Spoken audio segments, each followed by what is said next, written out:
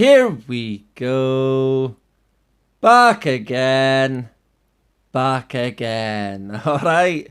And today it is Meme of the Week. And yeah, would you Adam and Eve it?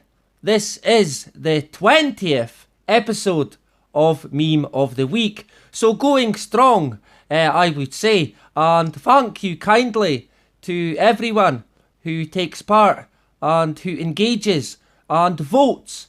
And yeah, it is indeed true democracy in action. The only true democracy in the universe, right here at That's Life, but not as we know it. Because of course, there is no true democracy in any politics across the world. That is for fucking sure. And this was indeed the 5 contenders that we had last week, all very good. And one of them sent in, which actually came third in the vote, so well done, and thank you again for sending it in. But the winner was, yep, number 1. Of course, it was indeed number 1, and it is the film They Live. And if you've not seen the film, then yeah, check it out. And of course, when he puts the glasses on, he sees the truth. And in terms of voting, well, it doesn't matter, because the Rothschilds, they will get their way no matter who is voted in.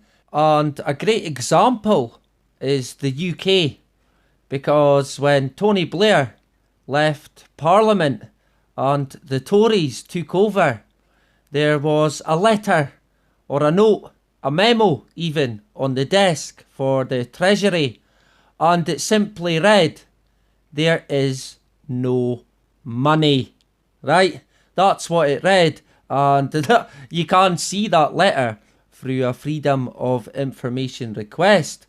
But yeah, so obviously when the Tories got into power, they had to go knocking on that guy's door and say, Mr. Rothschild, can we get some of your money? Right? Because they had none. Because the UK, it's got nothing. Right? Everything that it had has been sold off and is privately owned by other people outside of the UK. Nothing is publicly owned in the UK. And we will touch on privately owned institutions, if you like, again in this video. But yeah, the royals as well are well entwined with the Rothschilds, who are a massive, if not the biggest, banking family from Germany, of course. A Jewish family, nonetheless. But of course, these people, they hide behind anything. They are most likely satanic, and the wealth and control that this family have it's basically unaccountable. It's that vast, and there's been certain figures, 500 trillion, and even more. I would say money is nothing to them. They have that much control. So really, what is the goal? What is the real agenda when it comes to these super families, like indeed the Rockefellers? The Rockefellers, like I have said, and the Rothschilds, they come hand in hand, and they might be 2 different families, but they do indeed have the same goal, which is, of course, to depopulate the world, right? Happy days. And they do indeed want complete control and the enslavement of you and I. And in terms of the 2 families, they are like 2 peas in a pod, or 2 cheeks of the same arse, if you like, is probably more fitting. And I do indeed want to make a video on the Rothschild family, all for itself, right? They deserve it, sure, but I will touch on a few bits just briefly today, and it goes back really to the early 18th century. Even before that, the Rothschild name is noted in the 17th century, but it really starts off with Meyer Rothschild, who had 5 sons and sent them right across Europe and started up his banking empire. And of course, eventually, they had complete control of the world. And that is not a conspiracy, that is a fact, right? And they wouldn't have given that up. That is something that you do not let slip, right? It's only expanded, and they might today be better at hiding it, but they are still well and truly in control. And you can indeed take that to the bank, but just to make sure it's not a Rothschild bank, right? But in terms of their history, as you can see, expanding and controlling the Rothschild footprint. The Rothschild banking empire benefited tremendously from the French Revolution. Right, during the war, Rothschild facilitated monetary transactions for Hessian mercenary soldiers. Right, so yeah, as you can see, they benefit from war. They make money from war, and they have done since the French Revolution. And if you don't think they do the same thing today, then you really do need to wake the fuck up. Now, I don't want to go into too much today, but I can't resist but cover a few things. And this again, in terms of their history. 4 of Meyer's granddaughters married grandsons, and 1 married her uncle.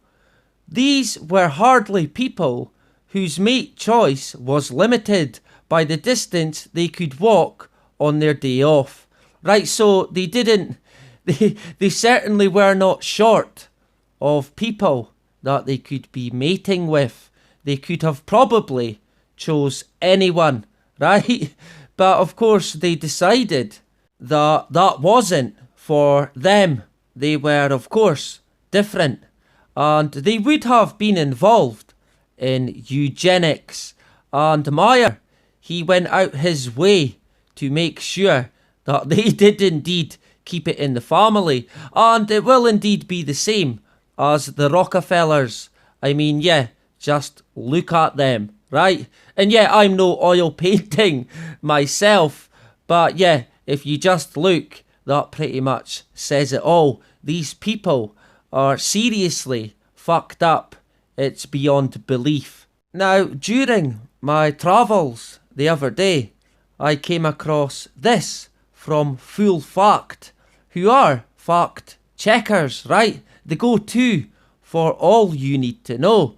And it said, there is no patent for the Wuhan coronavirus. Full fact. Right, so what was the claim? The claim was Jacob Rothschild owns a patent to coronavirus. Right, so what is the verdict? The ever trustworthy fact checker. Well, they say it's incorrect. There is no patent to the new coronavirus discovered recently in Wuhan. Right, so as always, they then continue to tell us the truth, and they go on to say a patent application from 2015 does exist for a different type of coronavirus. Ah, right, and is referred to by users in the comments to the post. Ah, I see. So it's not this coronavirus, it's the last coronavirus then. Right, the patent is held by the UK-based Pirbright Institute, researchers of viral disease in livestock. The Pirbright Institute is not owned by Jacob Rothschild. We can find no evidence of any link between Mr. Rothschild and the Institute. Right, so there you have it. Thank you to the fact checkers for letting us know that there is indeed a patent for the 2015 coronavirus. But there ain't one yet, for the Convid-19. So what about Pirbright, who has no connection whatsoever to the Rockefellers, right? Let's have a wee look at these dudes who own the patent to the virus. Who are their major stakeholders? Well, there you go there. Would you Adam and Eve it? Yeah, the Bill and Melinda Gates Foundation. They are indeed there. And the Biotechnology and Biological Sciences Research Council. Yeah, we will indeed touch on them. And the Wellcome Trust. That is basically, again, Bill Gates and the Rockefeller and Rothschild Foundation. But we will leave them for the time being, at least. But what about Pirbright? Even just the name, right? If some of you have indeed been down this rabbit hole, you will know that this guy here is the Lord Pirbright.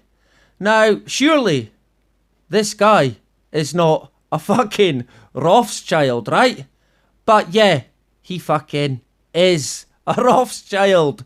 Now, that of course would indeed be just a coincidence. And when I found out that Henry de Worham's Rothschild, Baron Pirbright, was indeed the great-grandson of no other than Meyer Rothschild, yeah, I thought that was pretty strange. And I then did come across this article, which absolutely fucking nails it, right? And it is, I will link in this guy's website.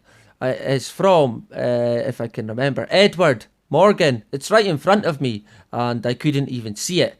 But yeah, I will link this in, and I really do recommend even that you check it out. It is some fantastic journalism by Edward Morgan, and I will cover this bitty that he said.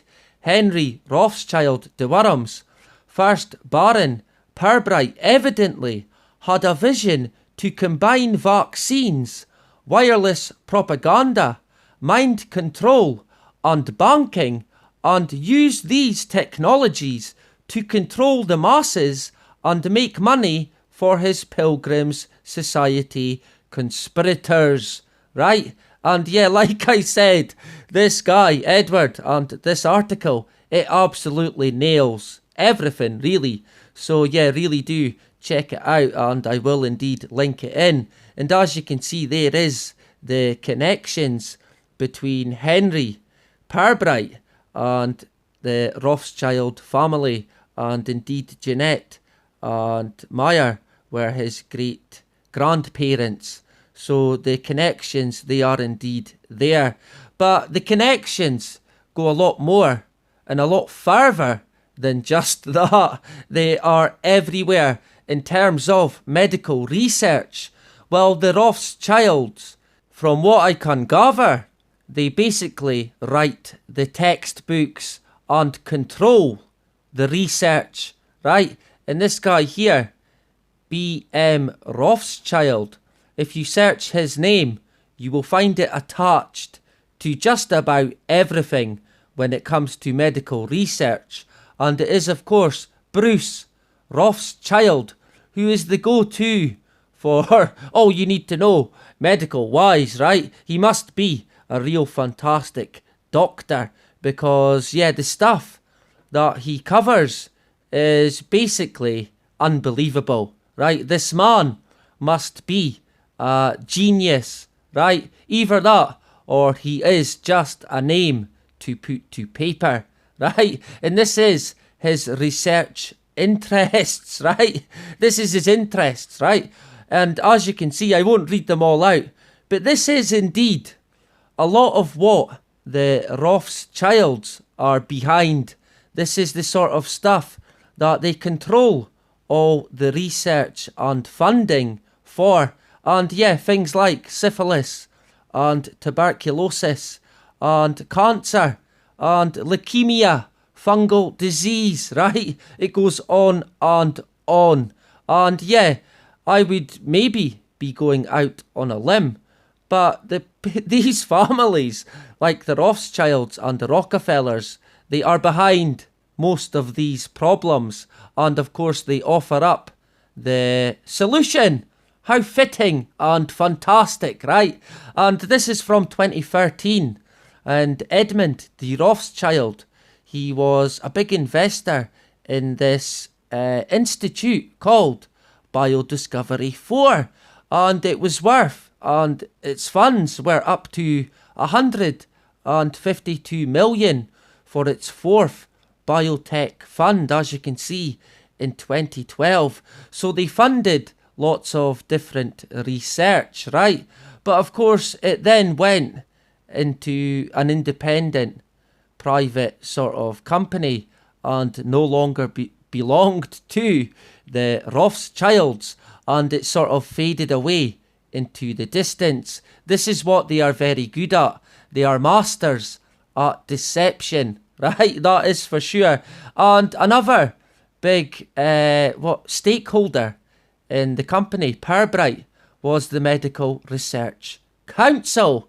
And of course, another major stakeholder, another major player in the company, Pirbright, who own the patent to coronavirus, who have nothing to do with the Rothschild family, right? As you can see, publications from the UK Parliament, House of Commons, Science and Technology, Biotechnology and Biological Science Research Council have been funded in partnership with DEFRA, previously MAFF, since the Rothschild settlement in the 1970s. Right, so they are behind them as well.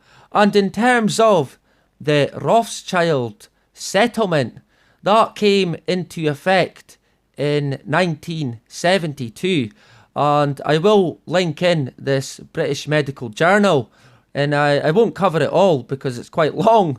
But basically, the Rothschild here in the UK, the Rothschild family, they came up with a plan for the UK and for the Medical Research Council in the UK, which was, up until that point, an independent body, right? And it was fine. People loved it. Things were great. But of course, the Rothschild family, they had ideas or other ideas, right? So they decided that the Medical Research Council should in fact be controlled by the government, and the government would then pay a private researcher to come up with the answer that they would want, right? That's basically what it was. What happened then was really quite a big thing, because basically the research, medical research, went into private hands, and since then it has only went downhill, right? That is for sure. Anyway, we will leave the Rothschilds for today, but yeah, I would like to get into them big time, so look out for that. But this is, of course, Meme of the Week, so let's get into this week's top 5. Are you ready? Good. This is number 1, and it is a man attending a doctor's appointment, and the doctor says, "We can't find anything wrong with you, so we're going to treat you for coronavirus." What a surprise that is. And yeah, indeed, everything now is Convid. And this is number 2, and it's a voting ballot. Left wing, right wing, and no wing. Get it? A good one, that. I know who would get my vote there. And this is number 3, and it says, being considered crazy by those who are still victims of cultural conditioning is a compliment. And yeah, I do indeed second that one. And this is number 4. Never be afraid to raise your voice, for honesty and truth and compassion against injustice and lying and greed. If people all over the world would do this, it would change the earth. Damn straight. This is number 5, and it says, the difference between mafia and government. The mafia does not have a 15,000-hour system of indoctrination during your formative years to convince you its activities are something other than organised crime. And yep, that is indeed another good one there. So yeah, that is your top 5 for this week. And as always, just put the number you would like to win. Last week, actually, I forgot to put the numbers. Some of you may have noticed, but luckily enough, you did manage to still vote and put the number without me putting the numbers on the video. But this time, I will indeed put the numbers, although I haven't done it yet, so hopefully I will remember and put them up, right? But anyway, with that said, thank you again to everyone, and I do mean everyone, all my subscribers, even if you're not subscribed but still watch, thank you kindly. Anyway, I will indeed be back tomorrow with another wee update, so yeah, look out for that one. And that is about it. Bye-bye.